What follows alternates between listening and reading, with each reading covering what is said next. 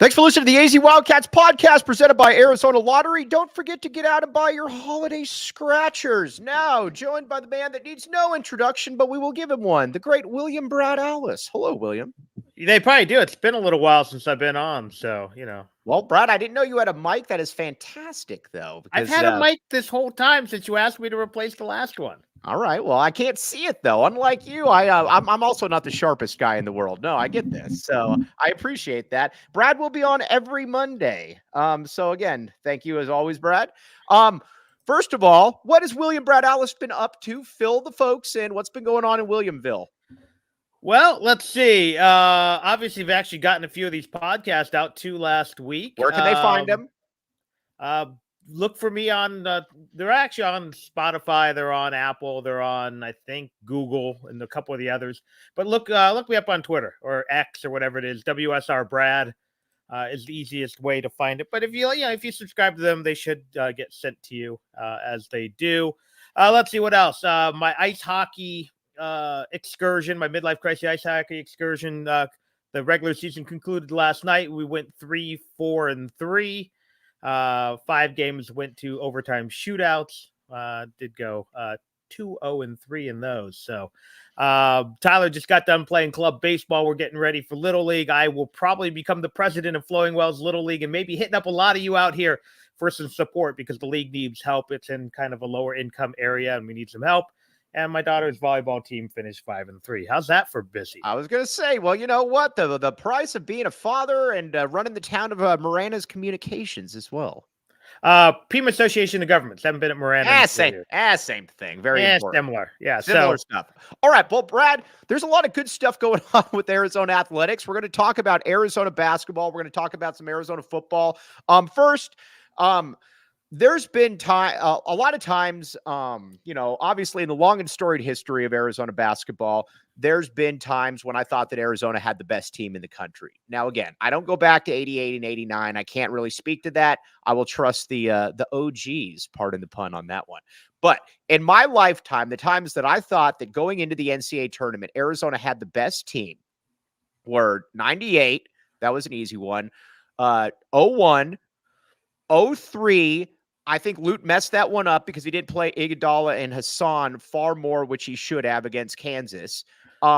Yes, that was the beginning of the end. Yes, those are the 3 teams. Now, again, I would argue they were as good as anyone, although that Carolina team was really good in 05. And even with Shakur, I think in heading into the tournament for the entire year, obviously, Shakur came to bite them back in the butt, as did the officials. I was sitting right there at what was then the Rosemont Horizon. I think you can make an argument that they were at worst the 3rd best team in the country. Unfortunately, Illinois is probably one of those teams as well, and Carolina.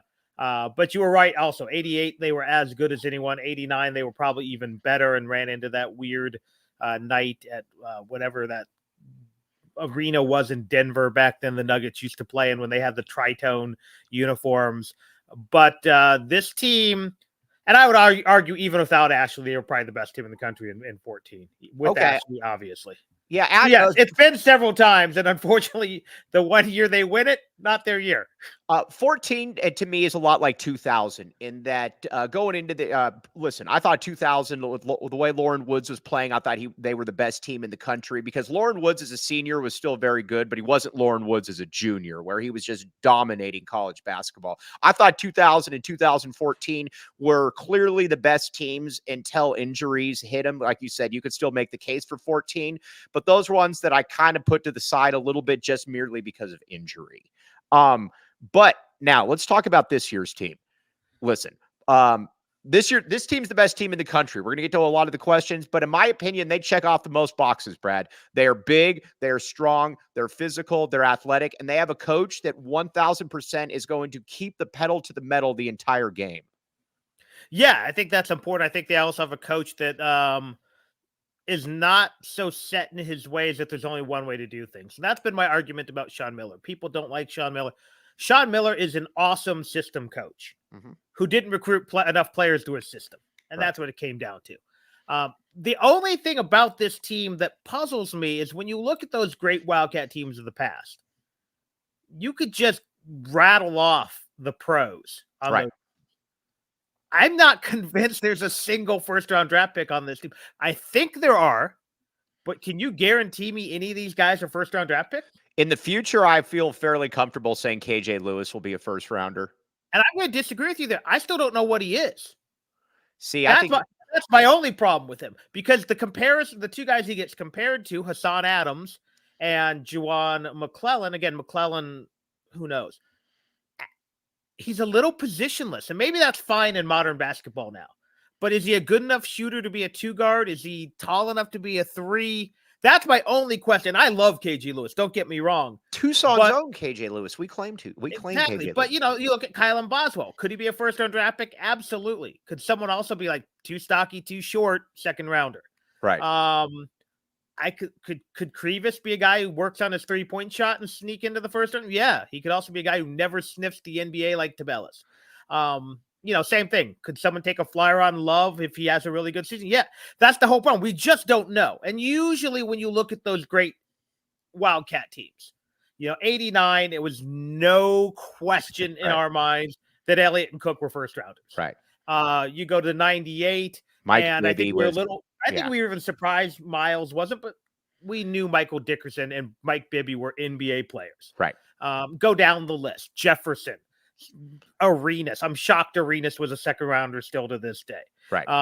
So that's my only question. That being said, eyeball test, and maybe in modern transfer centric basketball where half the best players are playing on G League Ignite, this is the perfect team for that. Yeah, because you're right. They have everything. And I think we're in a different era too, where you've got a nice little semblance of youth and experience at the same time. And that Caleb Love, and I never understood the people that didn't want to bring in Caleb Love because he didn't, he jacked up a lot of shots at North Carolina. I don't think that Hubert Davis is really that good of a coach. You put Tommy Lloyd in Tommy Lloyd's system, Caleb Love, and he's obviously been more efficient. He's been a winning player. You bring in Keyshawn Johnson, who has championship experience as well. You put him next to within a junior, Umar Ballo, leader of men, a Pella Larson, a senior, a Kylan Boswell. You go on and on down the list. The experience on this team is fantastic, William. Yeah, absolutely. And, the two questions with Love, one was the shot selection, which occasionally is wonky, but I'll take 2 of those a game. Yeah. It's not 10 like it was at Carolina. And there was supposedly some off the court issues with his teammates that have followed him around, some rumors that maybe he, crossed some lines that, maybe Andre Iguodala might have crossed back in the day.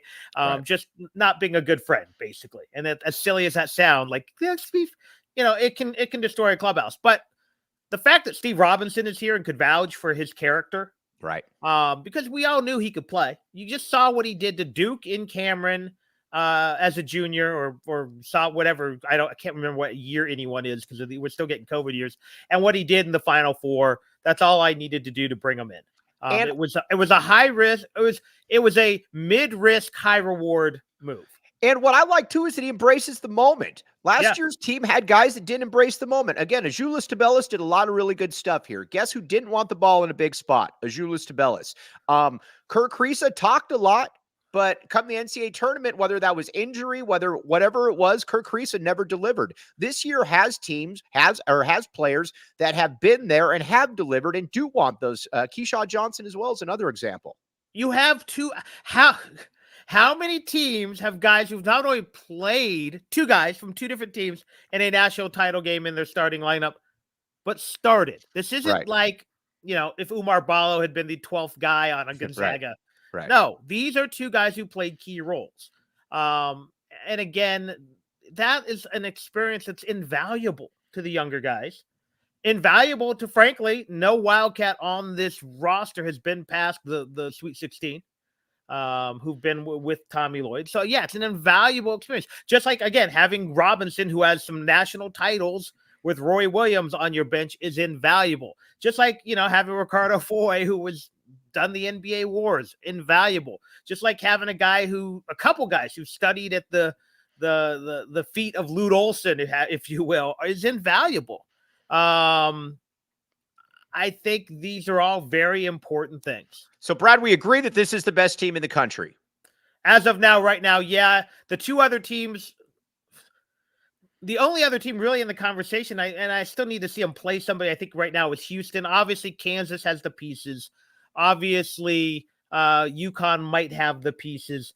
Purdue looks really good, but they're in the Big Ten, so we know what they are. We already know about the Big Ten. And again, I'm super worried about this game, not because Purdue's good. I'm worried about the officiating. I think they're going. I think Ballo and Mount Crevis are going to get a call all night. You're worried about cheating? Is this correct? Yeah, not cheat, but every time I watch cheating, Purdue, that kid gets away with. And I know he's fouled every play. He fouls every play too. Right, for sure. All right, now we're going to get to that, but first, William Brad Allis, have you ever won the Arizona lottery? Not enough to have a better backdrop. Yeah, but I think the wife has pulled in $5 or $10 here or there. The Bruce Pascoe we had on, and Bruce, who was incapable of, and I love Bruce, obviously, but Bruce is incapable of ever making anything up, of ever just going with the flow. Bruce is going to tell you exactly what he thinks. He's like, I wouldn't do the Arizona lottery. I would only do things. He literally was crapping all over the Arizona lottery, Reed, because he said that it doesn't give him better than 1-to-1 odds of winning. Bruce, it was just vintage Bruce. I'll just leave it like that. I, though, play the Arizona lottery because I like to win things, even if I throw, it's $1. Here's the deal. Just $1 can get you 500,000. Go out and buy your holiday scratchers. Find a retailer like our friends at Circle K near you at ArizonaLottery.com. You must be 21 years or older to enjoy responsibly. And Game Time. William Brad Allis, you have used Game Time. This is correct. Yes. All right. Now, was it to go to the death metal concerts? No, it's actually to try and get tickets to a ball game. All right. Well, either way. Well, William Brad Allis used this at the great William Brad Allis. Check it out. Again, snag the tickets without the stress with Game Time. Download the Game Time app, create an account, and use code PHNX for $20 off your first purchase. Terms apply. Again, create an account and redeem code PHNX for $20 off. Download Game Time today. Last minute ticket, lowest prices guaranteed. All right, now with the Purdue game, let's talk a little bit about the Purdue.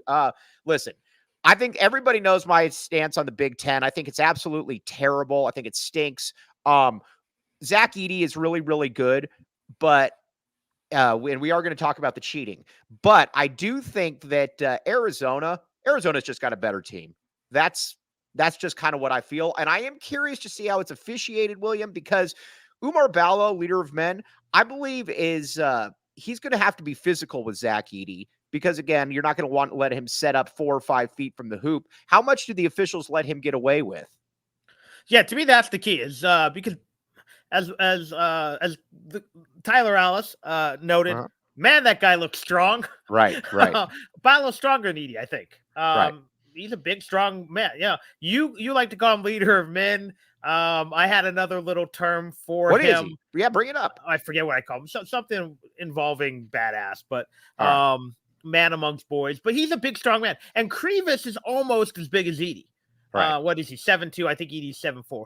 So they've got 2 guys they can throw at him. And, this is unfortunately, I'm assuming Vasar is not back. And even if he is, we don't want to play Henry in this game. This is not a good game for Henry. I would love, though, just to throw another 7-footer and trap him. But those 2 guys, I think, are going to be 2 of the hardest matchups for Edey, just because of their size. And even though Crevis is young, he's strong for an 18-year-old. He's pretty well put together.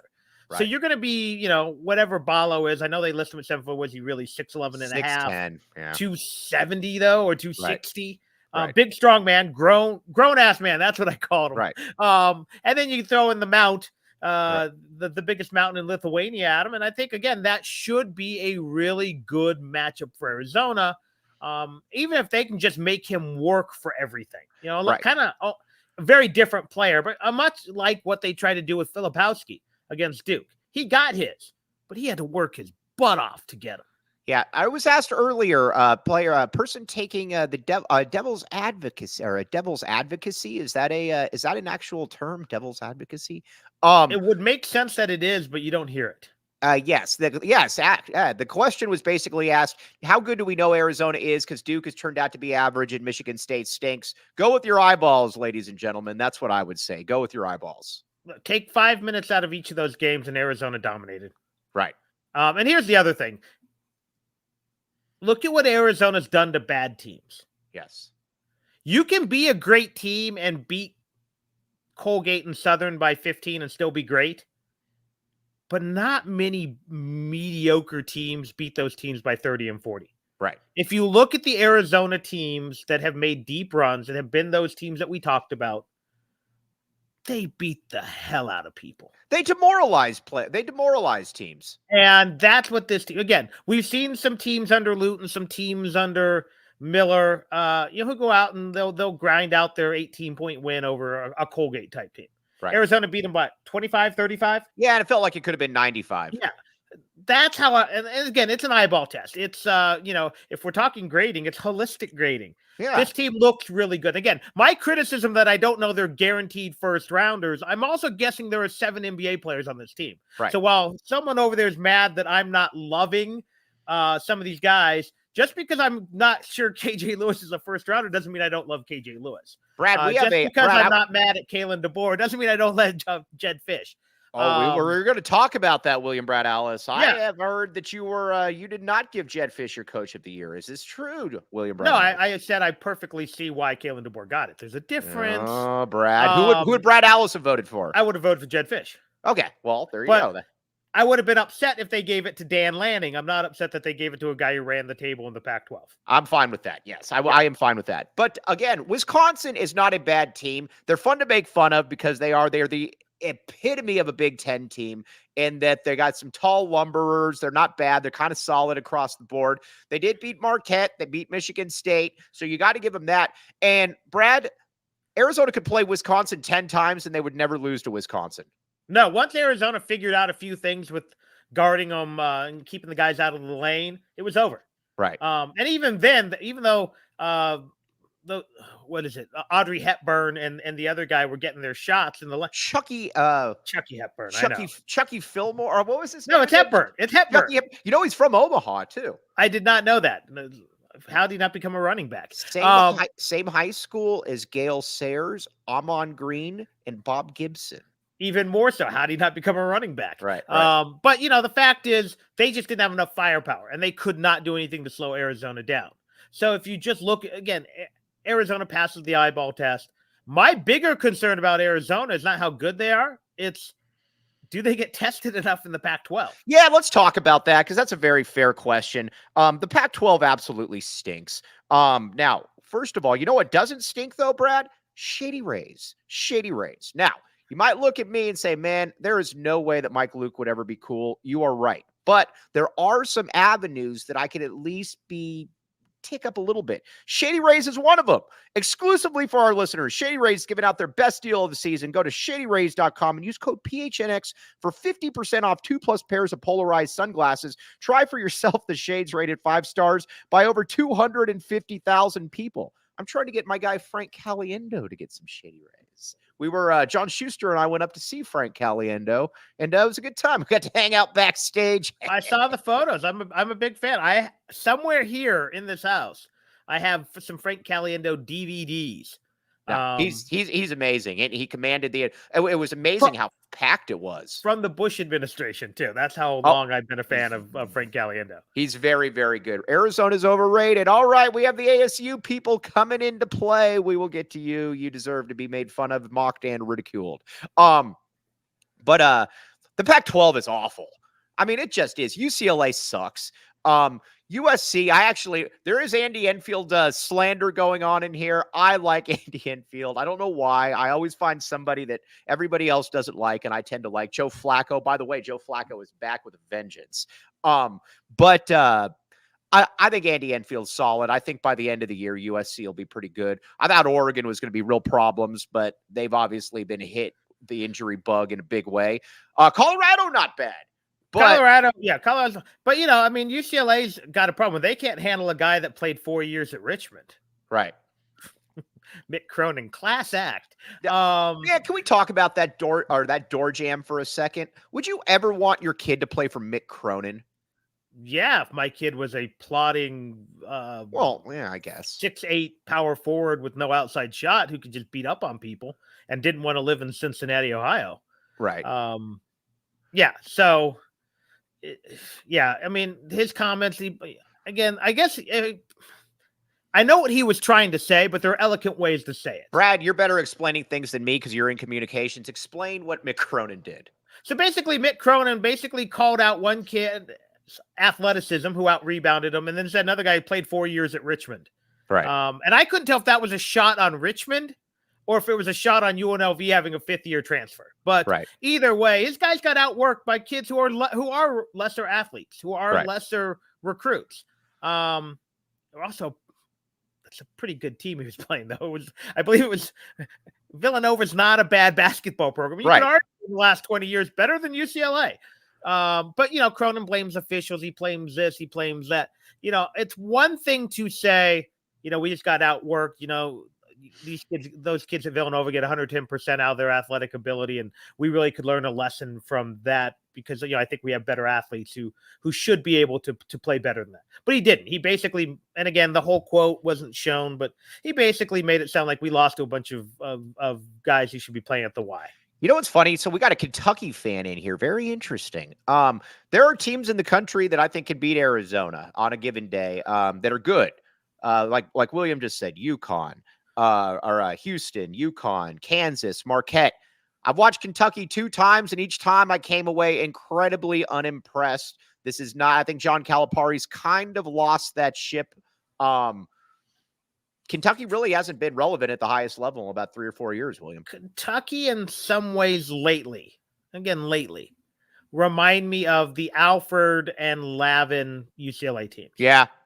Immensely talented, not well put together. Right. Very now, well put. Is this an indictment on Calipari, or were guys like Davis, Booker, Wall just so good that those pieces would work with whoever you put them with? Right. And now, because we've seen this with some other elite programs. Duke has had some teams that just couldn't match. The pieces didn't fit. It's almost like you're collecting baseball cards. Oh, I need that one. Need that one. Need that one. Yeah. And just put them together and right. Whereas I will say the guy who does maybe the best job in America meshing 5 stars who don't always fit, but always has a couple of 3 stars mixed in is Bill Self. His teams rarely. He's the best. Don't work together. And I would say that's my problem with it's not that Kentucky's not talented, immensely talented. It's not that Calipari's not a really good coach. He is, obviously. His teams just don't work together. He doesn't have I'm going to challenge you a little bit on Calipari. I didn't say great coach, did I? Yeah, you did. That's good. But I said very good coach. At some point, though, man, when you're the best recruiter of all time and you've been able to get essentially who you want and you have 1 title, it's hard to say he hasn't underachieved, William. I think that's fair. Right. Okay, fair enough. Much like I would say, a guy like Izzo overachieves. And a guy like Coach K. You got to give it to Coach K, as much as I hate to say it. You win 5 national titles in a one-and-done situation. But you could argue that he should have won 5 national titles. Not necessarily those 5, but he year in and year out, he had great teams, and he played the first 2 rounds in North Carolina. He did what he maximized it, but at the same time, he rarely did you go, oh, that Duke team overachieved. Where I think you could say that about some other guys. Yeah, he's a lot like Saban. Yeah, that's fair. They should win national titles, just like I would argue. To me, it's more impressive though doing it in the NCAA tournament than always. It's a harder road. Yeah, and then always getting into the college football playoffs, no matter how many losses you have. But I get it. But those 2 guys had the talent and won with the talent like they were supposed to. All right, so we agree though that the Pac-12 stinks. Let's make fun of ASU for a second. Hey, they lost to the team that was in the national championship they lost to San Diego. And the way that it ended, a baseball school with a schoolyard play. And the way that it ended was fantastic. Throwing the ball off the back of a ASU player and then scoring. ASU, I'll just put it to you like this. I would never want to be an ASU fan, but I would really not want to be an ASU fan now. Basketball is definitely stuck in the mud. I kind of like Dilly. I think Dilly is going to work really hard. They're going to be fine with Dilly. I mean, but will he be great? I don't. At the end of the day, I think ASU's in a bad situation because I just don't know if, unless you're USC, you can win consistently in these pro towns. Yeah, and it also doesn't Dilly's help. Fine. Like everyone's bagging. I'm like, they did what they were supposed to do with the talent they had, and they had an injury issue. Yeah, 3-4 wins. But Yeah. but when you have a president that it's not that he just kind of is okay, that he tolerates sports, that he clearly is anti-sport. That to me is always going to be an issue because Michael Crow clearly does not like athletics. No, he's ironically an academic elitist at a school that is, well, not what it used to be. It's a better school than it used to be. It's a really good commuter school is what it is. Right. It's a good school, not a great school. It's not Stanford, it's not Cal, it's not Washington, it's not UCLA in terms of academics, but he wants them to be. And I don't know, that ship has probably sailed. Right. Just like the ship for, ASU football has probably sailed to be a national title type team. I mean, if you couldn't build on what Cush did in the 70s and 80s, you probably missed it. But if they make the right hire at athletic director, I think Dillingham is a good young coach. He's awkward. He's not a good interview right now, but yeah, but he's passionate. He wants to be there. That counts for a lot. Yeah, and he's done some good things. He's willing to. He's already revamping the staff. I'm fine with it. And again, I think he did a fine job this year. They lost some games they shouldn't have. They won some games they shouldn't have, and they could have upset a few people. But what did they get? 3 or 4 wins. That's about what we thought with that roster. So yeah, I would say he did a better job in year one than Jed did. Let's move to Arizona football. Arizona football. Brad, this is going to be an interesting. This is going to be an interesting team to look back on. In most people, like most of the OGs, like yourself, if you were to put 93 against 98, who would you favor if William Brad Allis had to bet his life on it? Probably 98. Would you play? Okay. I think people like Tony Gimino take a 93. I agree with you. I'd take 98. The thing with 98 to me is that it was just so well balanced. Again, it wasn't a Desert Swarm defense, but it was a good defense. Offensively, you had a ton of talent. Now, I will say this. Can I have the same coaching staff for both teams? 93 had more talent, but they just completely hamstrung their offense too often. See, I think, and I would argue too that with 98, I think the thing that's different for me about 98 is that you had so much NFL talent. That was really kind of, I mean, in hindsight, you had 19 NFL players and guys that played. I mean, not just dudes that were like on a team for a year or two, dudes that played. Yeah. So again, both are really good. I would say, I think the quarterback rotation did hurt a little bit. They should have been given it to Keith Smith. Right. But yeah, both teams very, very good. Okay. Brad, you're freezing up a little bit. Try talking right now, Brad.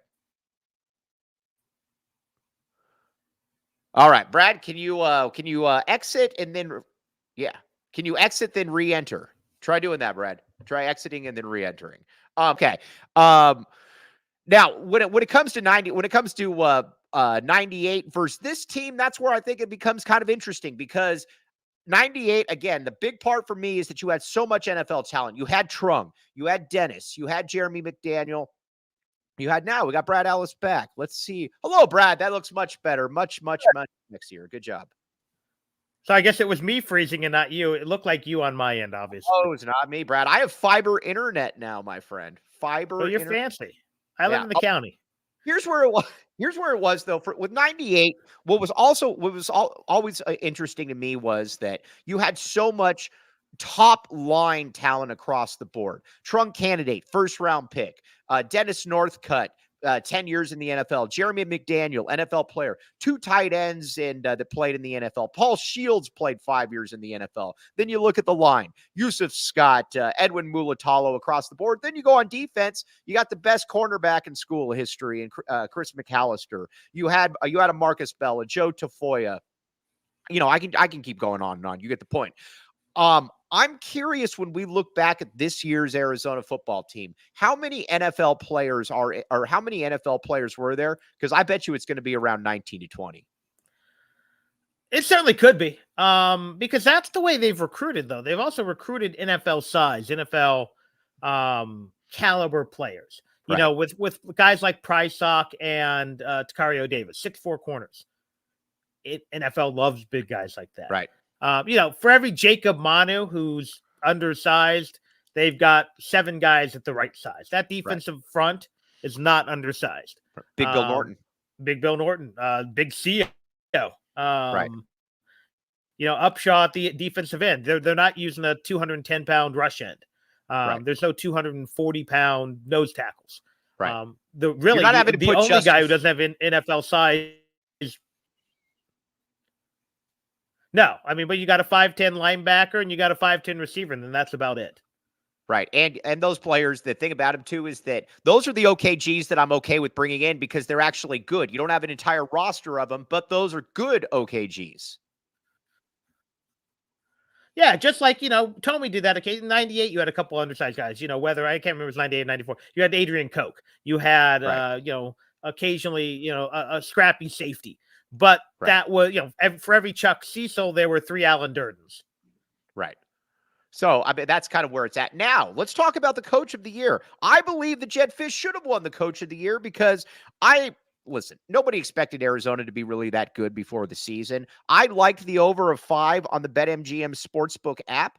Talk about a way to get that segment rocking and rolling. Let's talk about the BetMGM Sportsbook app. Sign up for BetMGM today. Use bonus code PHNX. Place your first BetMGM Sportsbook wager through BetMGM Sportsbook mobile app of at least $10. If that bet loses, your bonus bets will be available once your wager is settled. Check out the show notes for details. Again, all kinds of good stuff. Put in $10 and place your first wager and receive up to $1,500 bucks back in bonus bets if it loses. All right, Patrick, we're going to get to the recruiting updates in just a second.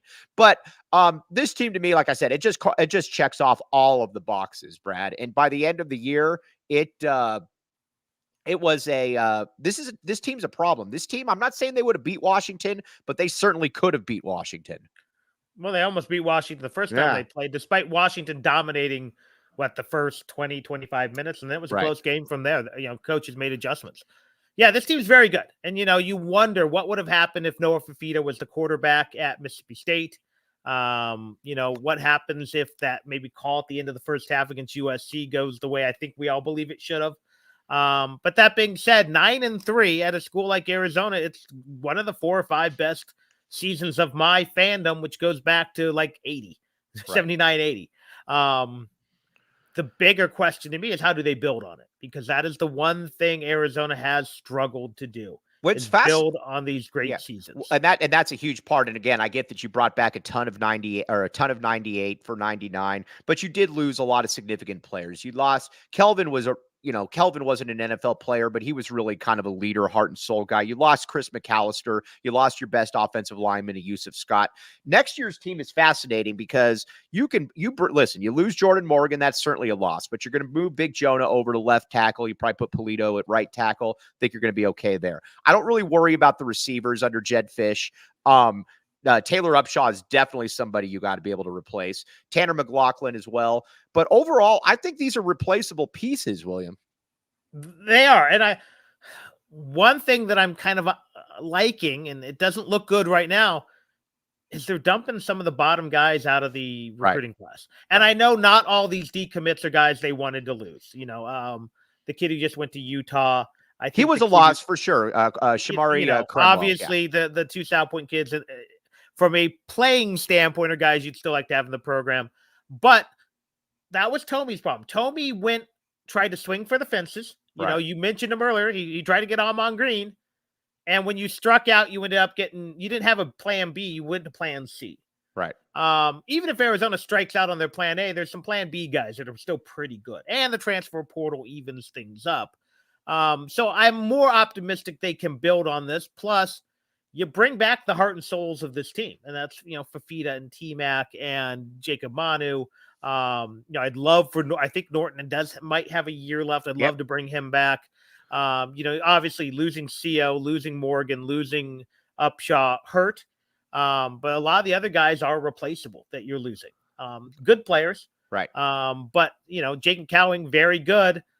Are you telling me those 3 young receivers can't replace him? Cowing's very good. I think that he can play in the NFL, but those 3 receivers I think can absolutely replace him. And I believe I'd be shocked. And I don't know if you have info, I don't. sure looks like Mikey Miller might be coming. Yeah, Mikey. I say Mikey Matthews. You say Mikey Miller. Oh, it's Mikey Matthews. Mikey Miller. Eminem. Yeah, for sure. No, I do believe he will come here. And the again, new Slim Shady. Yes, for sure. We're going to get to that in just a second. But Noah Fifita, I expect Noah Fifita. Listen, I'm wrong on almost everything. I would have started Noah Fifita before the year. I tweeted that out. I loved what I saw from him last year. Noah Fifita is going to leave here, barring injury, as the best quarterback in school history. Brad, he's kind of like the Mike Bibby of that. You're not overwhelmed by anything he does, but he just has a savvy for the game. He's next level. I mean, he gets it. Is he Gilbert Arenas? Is that maybe a better comp? And here's why. Gilbert was undervalued and had all the tools. And that to me is because Bibby came in as like the number 3 player or whatever, 5 player. Everyone knew Bibby could play. No one knew much about Gil. And while Fifita had the great high school career, he was a 5'9" quarterback who wasn't highly recruited. I mean, he was not it wasn't us in Montana, but he wasn't recruited by those schools in his hometown. So I think the Gilbert comp, he's not Steve Kerr, who no one knew about, but I think he's Gilbert, undervalued. But when you look at it, had all the tools. I agree with you. I'm just saying stylistically, I think more because again, Bibby was one of those dudes that you got to remember when Bibby came in here. This was an era where Allen Iverson and Stephon Marbury were crossing you up and dunking and all of that. Bibby was the dude out of all those guys that you would want. He understood the game. He made it easier for everybody. That to me is a little bit more what I was getting at. But I appreciate I get it. And again, that's funny because I don't like those type of point guards. I mean, Damon may be the exception, but give me the guys who run that offense, knock down the big shot. Right. Don't need to. Yeah. No, we're in a good spot. All right. Now, Arizona had 2 visitors on campus that they are in good shape with right now. Again, there's going to be some ebbs and flows here because, again, these guys can go anywhere they want. Easton Mascarenas Arnold. You could make the case that he was the second best linebacker in the conference next to Jacob Manu. He was second in tackles. One of the big flaws of this past year's team was that, not a big flaw. That's too strong of a word. Is that Jacob Manu was the only good linebacker. We all love the theory of Justin Flo.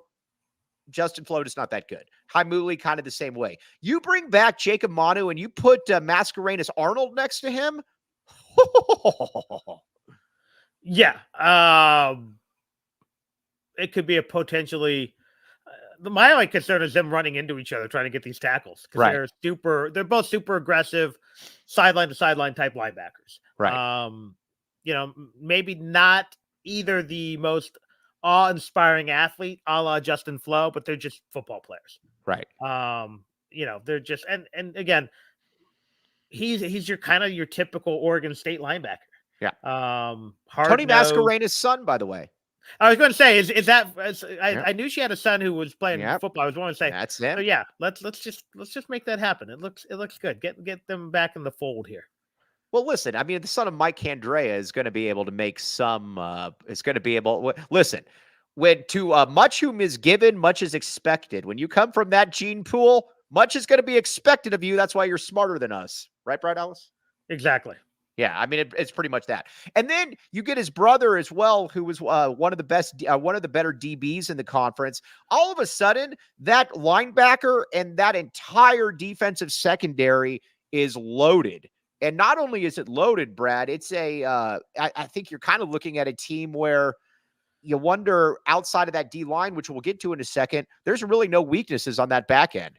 Again, I think your 2 weakest spots on this team last year, and he played much better at the second half of the season. Let's give Gunnar Maldonado. My bad, Gunnar. Agreed. My God, yeah. I mean, he was not good early. He got really good, but safety is still a concern for this team, and safety depth because you do lose. Although he didn't play much, Taylor was still safety depth.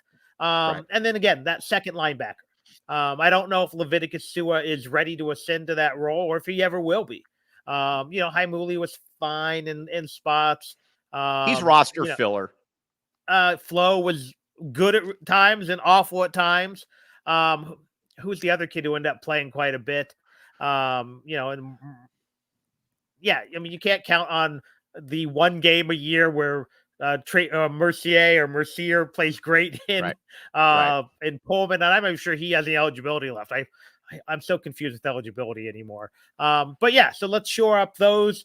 And then you could really focus on that defensive line. Again, they brought in a guy over the weekend who they're trying to do that with, another big body guy. And I'll take a May. 340-pound Samoan defensive lineman any day of the week. Yeah, I would expect Arizona to get him as well, all-conference player out of UC Davis. And one thing that we found out about this staff, Brad, they're really good at evaluating these players. A lot of these dudes were under the radar. Taylor Upshaw didn't do anything really before he got here.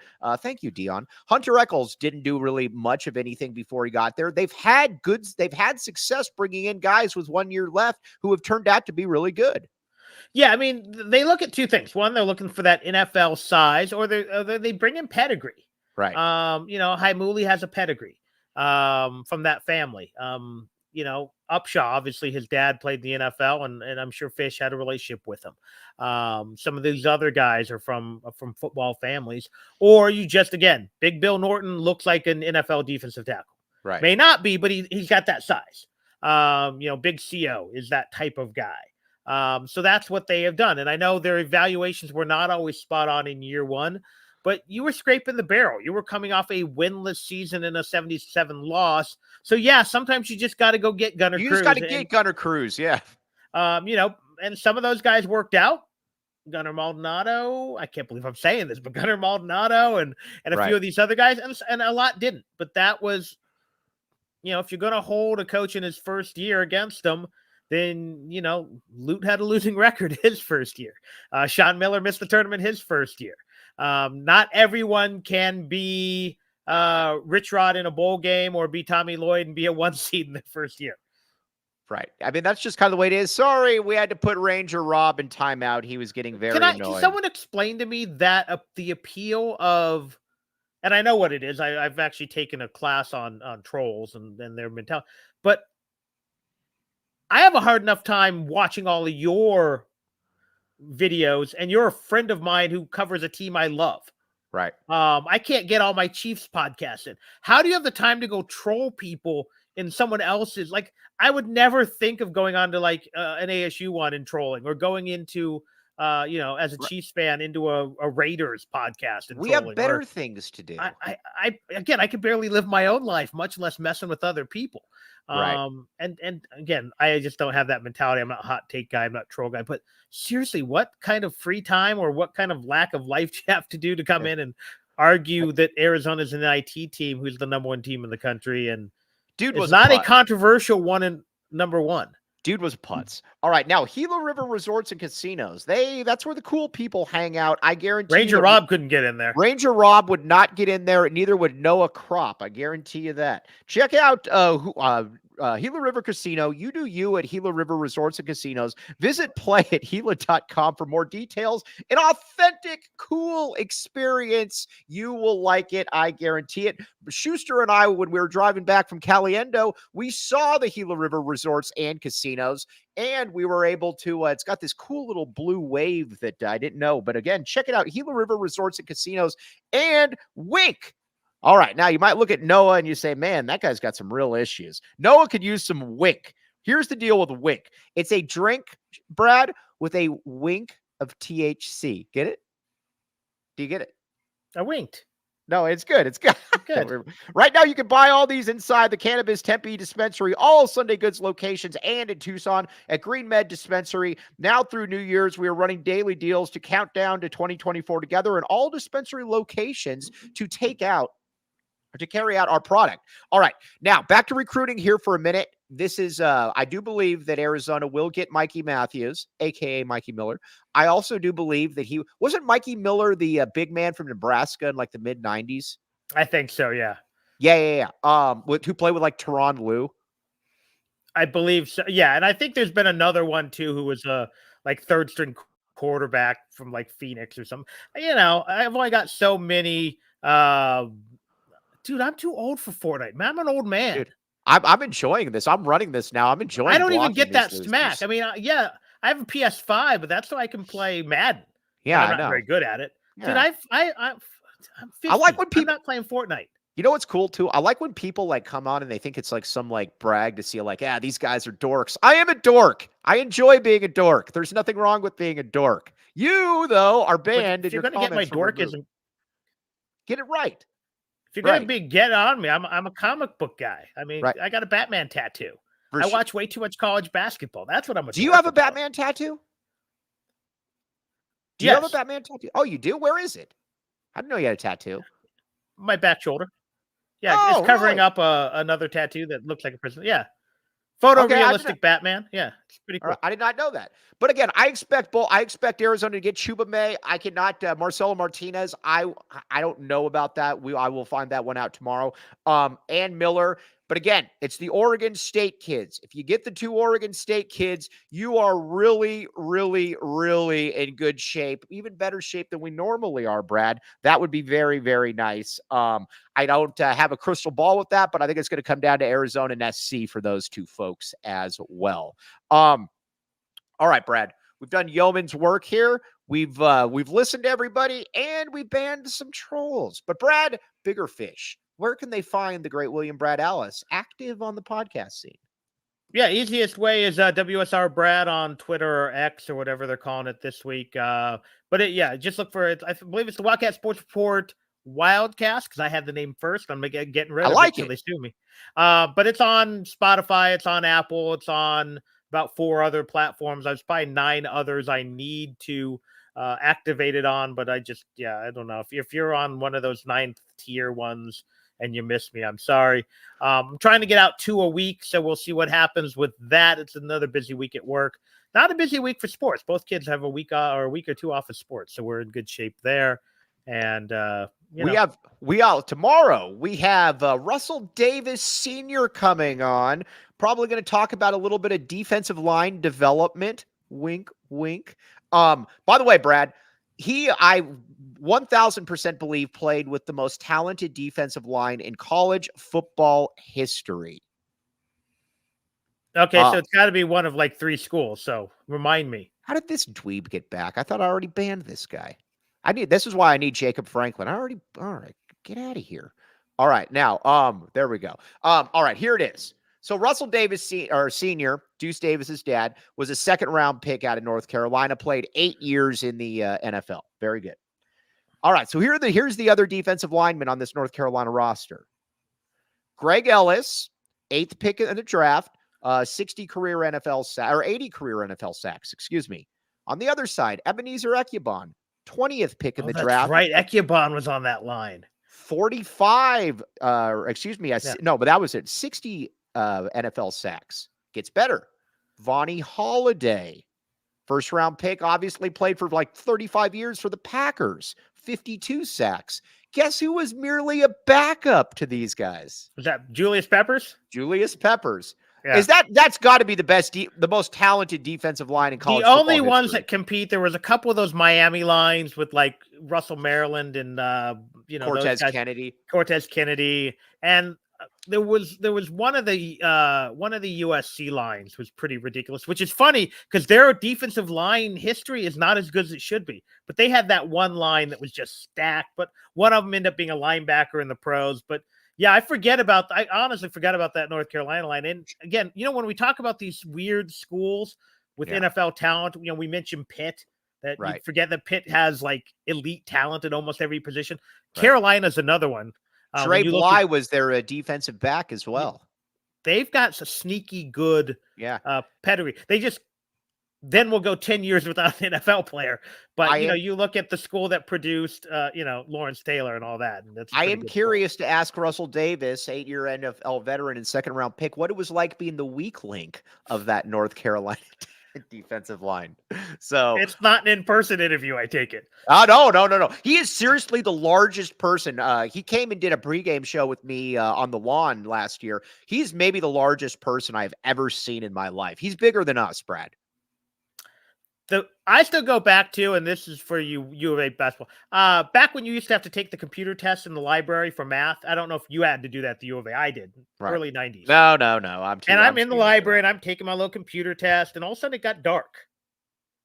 And I look up, and it was Sean Rooks. He was so tall. and so wide, he blotted out the light. The entire thing. And then he walks by and he sits down to take his test, and everything got light again. So that might be the biggest human being. Did Sean Rooks say, "Let there be light"? He didn't. He didn't say anything. And I also had my cassette Walkman on my ears. Nothing wrong with that. Was it playing? At that time, it was probably hair metal. It was early 90s, maybe some Allis in Chains, something like that. Yeah, something like that. Yeah. All right. For the great William Brad Allis, you know where to find him. 2 podcasts a week. This is true, Brad. You're promising this to the folks. I'm going to do my best, yeah. All right, Rich Carrillo, I know you're listening, and when you start bashing me to Brad, just know that I appreciate you listening. But on that note, or Brad, were you going to say something? I love Rich. He's a good guy, but he flip-flops on you all the time. Man, no, he hates you, he loves you, he hates you. I guess we're fighting right now, but whatever. Yeah, it's all right. You know what? I can deal with it. But on that note, for Brad Allis, I'm merely Mike Luke. You've been listening to the AZ Wildcats podcast. We all silly like the mayor.